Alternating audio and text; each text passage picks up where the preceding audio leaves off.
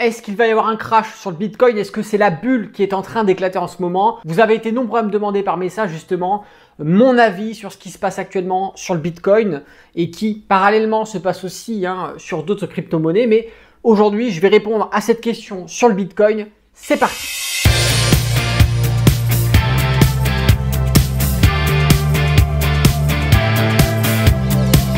Bonjour à tous, c'est Alexandre, le trader indépendant, et dans cette vidéo, du coup, je vais répondre à une question que vous avez été nombreux à me poser, c'est-à-dire qu'est-ce que je pense actuellement de ce qui se passe en ce moment sur le Bitcoin, de ces journées où on perd énormément en pourcentage sur cette crypto-monnaie. Que va-t-il se passer? Est-ce que c'est le crack qui est en train d'arriver sur cette crypto ou est-ce tout simplement une correction? Je vous propose qu'on aille sur mes graphiques et je vous explique tout ça en détail. C'est parti.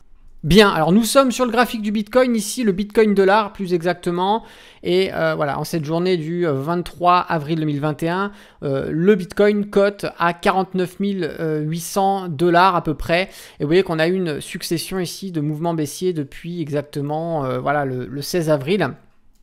Et c'est ce qui commence à inquiéter pas mal d'investisseurs et de particuliers notamment qui ont placé pour la plupart toutes leurs économies sur cette crypto-monnaie. Alors vous avez été nombreux à me demander justement si ces rumeurs de crack étaient fondées, s'il y avait un risque, si on pouvait effectivement aller chuter sur les 20 000 $, les 5 000 $, les 0 $, coter quelques centimes. C'est ce qu'on va voir dans cette vidéo. Je vais vous détailler tout ça par l'intermédiaire d'une analyse technique que je vais vous montrer et que je vais faire. Voilà, je vais essayer de vous présenter ça de façon à ce que tout le monde puisse comprendre et par la même occasion se faire son propre avis.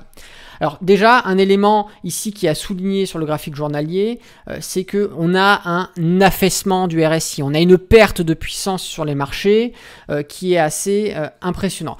Sur les volumes, on le voit bien. Hein. On a eu sur ces derniers mouvements où on est passé des 30 000 jusqu'au plus de 60 000 $, on a eu des pics de volume vraiment énormes. D'accord? On le voit ici, notre moyenne mobile 50 sur les volumes n'a cessé d'augmenter, mettant ici en évidence un intérêt sur cet actif et donc une augmentation des transactions et donc des achats de la part des différents intervenants, que ce soit des gros portefeuilles ou des petits particuliers mettant à peu près entre 50 € et 2000 € par transaction. Voilà, ici on a vraiment une très forte augmentation. Cependant, ce qui peut mettre en suspens cette euphorie sur les marchés, c'est cette perte de puissance que l'on a sur le RSI. Je vais vous le mettre en évidence par des tracés, vous allez très bien comprendre. Ici on a vraiment eu une très très belle augmentation. D'ailleurs je vais même le mettre sur les derniers pics, comme ça c'est plus flagrant. On voit bien ici que les derniers sommets sont de plus en plus hauts. Cependant le RSI va être décorrélé de ce mouvement et va donc indiquer une divergence baissière, d'accord? Ce mouvement de divergence baissière, c'est une indication à prendre en compte et qui généralement fonctionne. Alors encore une fois, ce ne sont que des probabilités, ce n'est pas parce qu'il y a une divergence que cela veut dire qu'il faut tout vendre. Cependant, c'est une indication à prendre en compte, d'accord? On se rend même compte que cette divergence prend en compte le sommet que nous avons ici, d'accord? Ce sommet-là, comparé à ce que l'on avait là. Alors, je vais vous mettre une traversante ici pour que vous compreniez bien le mouvement. Vous voyez bien ici qu'on a une belle augmentation des prix, mais le RSI, même depuis le 3 janvier, donc début d'année 2021, début de cette divergence baissière. D'accord? On le voit ici, le RSI ne cesse de baisser. Et qu'est-ce que ça veut dire tout simplement? Que l'on perd en puissance sur le marché. C'est-à-dire que c'est en train de s'essouffler. Donc, c'est souvent dans ces conditions-là que si jamais il y a un élément, par exemple les États-Unis qui vont devenir agressifs sur la crypto-monnaie, un pays qui va interdire la crypto-monnaie, un régulateur qui va prendre des mesures négatives à l'encontre d'une crypto-monnaie, cet événement peut être un catalyseur qui va enclencher cette baisse de puissance sur les marchés et donc faire éclater la bulle. D'accord? Ça peut être un élément. Encore une fois, pour l'instant, on a une phase corrective, d'accord, parce que le marché ne progresse pas de façon linéaire tout le temps plein nord et on ne prend pas tout le temps de valeur comme ça au jour le jour, c'est normal, on a toujours des phases de correction. Cependant, ce que l'on a aujourd'hui sur nos graphiques porte à la prudence. ok. C'est pas le moment d'être agressif, c'est pas le moment de mettre énormément sur les marchés. Au contraire, on va peut-être même alléger légèrement sa position pour assurer une part de ses bénéfices et attendre de voir ce qui se passe par la suite. Ça, c'est pour le graphique journalier, d'accord. Concernant le stochastique, qui est un très bon oscillateur, on passe en zone de progression baissière, on a cassé la zone de neutralité des 50, et donc ici, effectivement, on va plus vers une orientation à la baisse.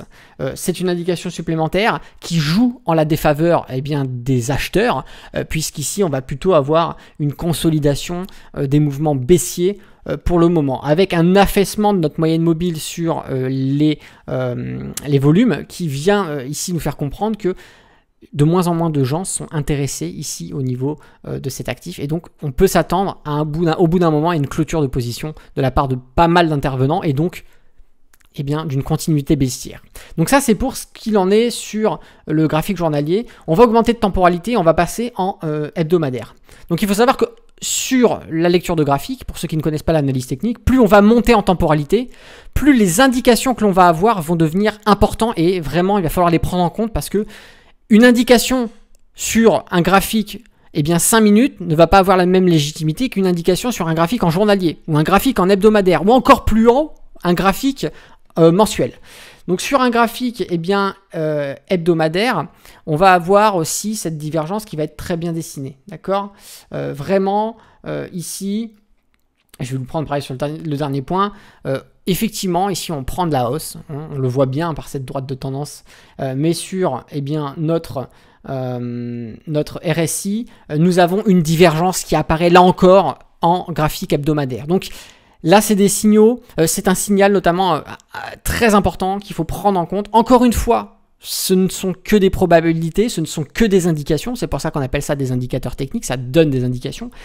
Mais là, c'est quelque chose sur une temporalité assez importante qu'il faut prendre en compte et qu'il faut vraiment garder dans un coin de la tête si jamais vous souhaitez acheter en ce moment le Bitcoin. Donc d'accord, c'est quelque chose qu'il faut prendre en compte.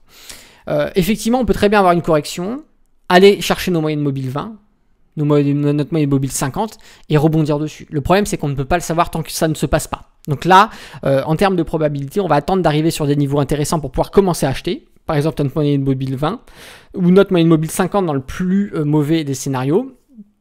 Et on verra par la suite ce qui se passe. Il y a quelque chose d'intéressant qu'on peut prendre comme indication, notamment sur le graphique hebdomadaire, c'est placer un Fibonacci plus bas, plus haut. Et on se rend compte ici qu'on a des zones. Donc là, on est sur la zone des 23,60 du Fibonacci, qui est une zone effectivement à rebond potentiel. Si nous avons une correction, théoriquement, on peut rebondir sur ce niveau. D'accord. Cependant, le positionnement de la moyenne mobile 20 nous donne plutôt une légitimité sur les 38,20 ici du Fibonacci. Maintenant, qu'est-ce qui va se passer? Si on passe les 23,60 à la baisse, les 38,20 à la baisse, le prochain niveau qu'on irait chercher, c'est les 50%. Et d'ailleurs, on le voit ici, ça a été une zone de travail. Les 50%, ça nous ferait une correction allant chercher les 34 000 $. Vous vous rendez compte, on passerait de plus de 60 000 $ à 34 500 $. C'est énorme en termes de pertes ici. On plaindra ceux qui ont cherché à acheter ici et qui vont faire la gueule quand ils auront perdu 50% pratiquement de leur portefeuille sur ces niveaux-là. Si jamais on cassait 50%, le prochain plateau c'est des 61,80. Et si vraiment, dans le pire des scénarios, on venait casser les 61,80, le crack serait déjà bien enclenché et ça nous ferait tomber sur un niveau de secours qui se situe sur les 10 000. Les 10 000, 10 500, d'accord, qui est une zone de travail ici. Et dans le pire des scénarios, on irait chercher les 100% du mouvement Fibonacci qui nous ferait retomber en dessous des 5 000 $ le Bitcoin. Donc ça, c'est pour l'analyse sur le graphique hebdomadaire. On va monter sur une temporalité encore plus énorme, encore plus grande, encore plus légitime, qui est le graphique mensuel. Sur ce graphique mensuel, on retrouve notre fameuse petite bulle de décembre 2017, effectivement, avec le crack qu'on a eu et qui a fait chuter le prix jusqu'à notre moyenne mobile 50 ici. Vous voyez que ces moyennes mobiles ont une légitimité. Comme je vous disais tout à l'heure, la moyenne mobile 20, la moyenne mobile 50, ce sont souvent des zones sur lesquelles on peut avoir un rebond. Et ici, on est allé chercher notre moyenne mobile 50. Maintenant, il se passe quelque chose d'assez flippant sur le graphique mensuel, c'est l'apparition d'une divergence mensuelle. D'accord, divergence mensuelle, là on est une très très haute temporalité. Alors attention, peut-être qu'elle est peut-être en cours de formation, ou peut-être que elle sera pas du tout en cours de formation. On est vraiment en plein dedans pour l'instant, donc on peut pas vraiment porter une légitimité énorme à cette indication puisqu'elle est en cours, mais c'est quelque chose encore une fois à garder dans le coin de la tête. On va avoir ici deux plus hauts sur notre graphique mensuel et deux plus bas donnés par le RSI. Alors effectivement, deux entrées en zone de surachat. Et à chaque fois qu'on est rentré en zone de surachat sur notre graphique mensuel, qu'est-ce qui s'est passé? On a eu justement ces fameuses bulles qui éclataient. C'est le cas aujourd'hui sur notre graphique mensuel. Nous sommes en pleine zone de surachat et le RSI s'affaisse pour prendre une direction et sortir très certainement plus tard de cette zone de surachat par l'intermédiaire d'un crack.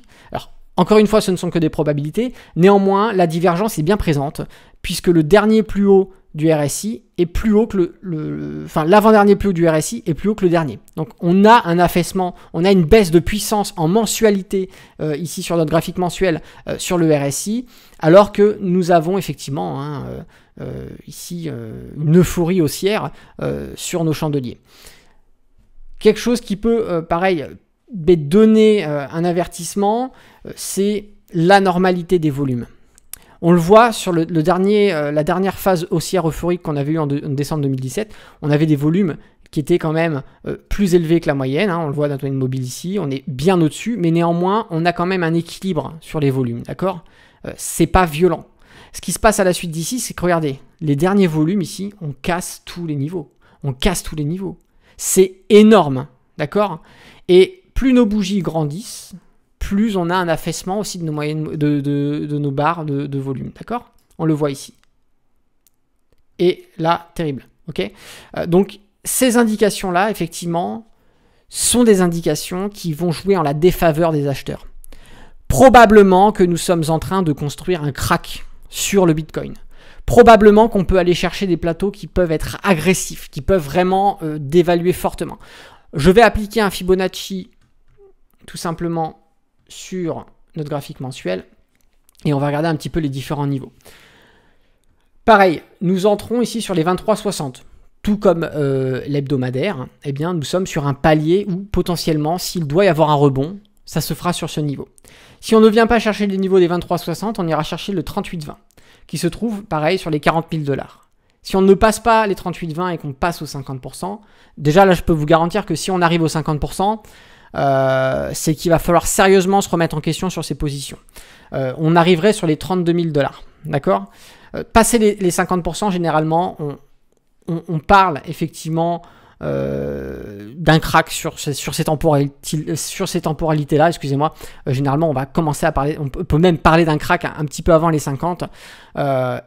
Malheureusement, si jamais la dynamique est baissière et que les gros portefeuilles, parce qu'on sait que maintenant il y a de très très gros portefeuilles qui se sont positionnés sur les plus bas il y a quelques années sur le Bitcoin, et si jamais ces gros là se retirent, on peut aller chercher les 61,80 à 24 000 $, ou alors notre niveau de travail ici qui viendrait sauver avant d'aller chercher les 100% du mouvement Fibonacci, c'est-à-dire à peu près autour des 15 000 $ le Bitcoin. Et si jamais on s'affaisse vraiment sur le mensuel, ça pourrait nous faire baisser jusqu'à 500, en dessous des 1000 $ le Bitcoin, d'accord? Donc là, c'est vraiment le scénario catastrophe. Attention, je ne suis pas en train de vous dire que dès les semaines qui vont suivre, on va se retrouver avec un Bitcoin à 500 €. Non. Encore une fois, ce que je vous donne, ce ne sont que des indications, mais je veux que vous les preniez en compte pour comprendre qu'effectivement, le mouvement haussier qu'on a eu ici était euphorique. On va un petit peu même parler des fameuses tulipes. Pour ceux qui connaissent un peu l'exemple sur les marchés boursiers, c'est un actif qui était vraiment très très échangé sur les marchés. Et grosso modo, on a eu une bulle d'euphorie, un peu comme ce qui se passe aujourd'hui sur le Bitcoin, et quand elle a éclaté, on s'est retrouvé au ras des pâquerettes, pour pas faire de mauvais jeu de mots, mais grosso modo, ça a fait perdre énormément d'argent, encore une fois, aux particuliers. Donc faites attention quand vous vous placez, vous achetez sur les sommets, c'est jamais bon, d'accord? Parce qu'on peut toujours avoir une correction, ça c'est très certain, d'accord? Et dans le pire des scénarios, avoir un crack. Alors on peut avoir un crack qu'on va appeler plutôt un crack correctif, qui peut être violent, mais qui ne signifie pas la fin de l'actif.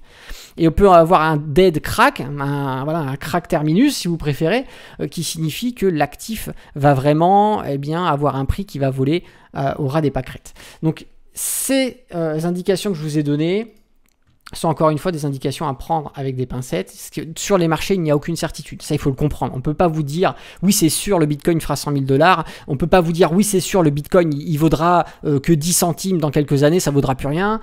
On ne pourra le savoir que quand ça se passera, d'accord, devant nos graphiques, quand ça se passera sous nos yeux. Malheureusement, maintenant, la seule chose qui nous reste à faire, c'est quand même de prendre en compte des indications qui vont nous être données par des indicateurs techniques, mais aussi par l'analyse fondamentale, d'accord? Parce que le Bitcoin est un actif qui est essentiellement utilisé dans l'investissement long terme. Il y a des gens qui détiennent des Bitcoins depuis des années, d'accord? C'est un investissement alternatif qui n'est pas régulé, puisqu'il n'est pas sur une place de marché régulée. Néanmoins, ça devient de plus en plus populaire. Et ce que je veux dire par là, c'est qu'il faut faire attention de ne pas mettre tous ses œufs dans le même panier et de se retrouver demain avec, sur l'élément fondamental, de plus en plus de pays qui vont prendre des mesures contraignantes envers la crypto-monnaie, interdire l'échange, l'achat, la revente et la détention de crypto-monnaies, comme ça se fait maintenant dans de plus en plus de pays. Il faut faire attention, et ces éléments-là fondamentaux peuvent à un moment donné faire partir les très gros portefeuilles parce qu'ils se disent ok, c'est bon, maintenant on retire nos bénéfices, on sort de là puisque ça commence à puer pour nous, les régulateurs sont contre la crypto-monnaie, et ça laisserait les particuliers à la ramasse, tout simplement, et en déficit sur leur position. Donc pour toutes ces raisons, voilà, je vous ai présenté, j'ai essayé de vous présenter ça de la façon la plus simple possible.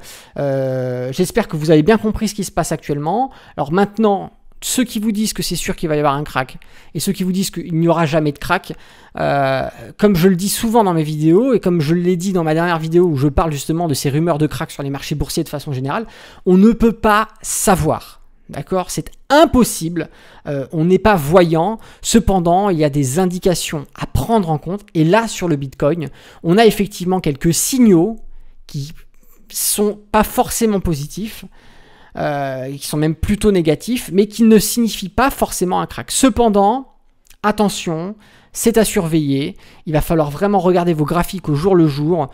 Pour ceux qui font du trading, du swing trading, pensez bien au stop loss et au respect de votre money management. Et pour ceux qui ont des investissements long terme, ça peut être, pourquoi pas, une occasion de vendre un petit peu une partie de votre portefeuille pour consolider et assurer vos bénéfices et laisser une partie proliférer au cas où on ait un retour haussier. Dans ces cas-là, vous replacez vos billes à ce moment-là.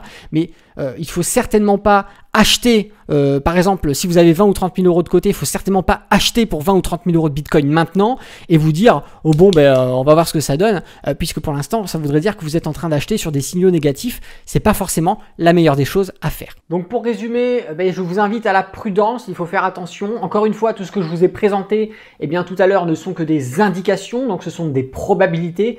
Encore une fois, sur les marchés boursiers, sur les marchés de la crypto, dans les investissements, d'une façon générale, il n'y a pas de certitude à 100%, il n'y a pas d'investissement sans risque. Il faut toujours comprendre que l'argent que vous placez peut être perdu, et donc c'est pour ça qu'il faut tout le temps investir de façon modérée, en respectant un money management, en comprenant les risques et en ayant de quoi se retourner le cas échéant. Voilà, si la vidéo vous a plu, je vous invite à mettre un petit pouce. Si vous n'êtes pas abonné à la chaîne YouTube, abonnez-vous en activant la cloche, comme ça vous allez recevoir toutes les notifications dès qu'une vidéo sera disponible sur la chaîne YouTube. Et puis si vous avez une question, une remarque, une suggestion, je vous invite à laisser votre commentaire sous cette vidéo. C'est Alexandre, le trader indépendant. Moi, je vous dis à bientôt pour une prochaine vidéo. Et d'ici là, tradez bien sur les marchés financiers. Ciao!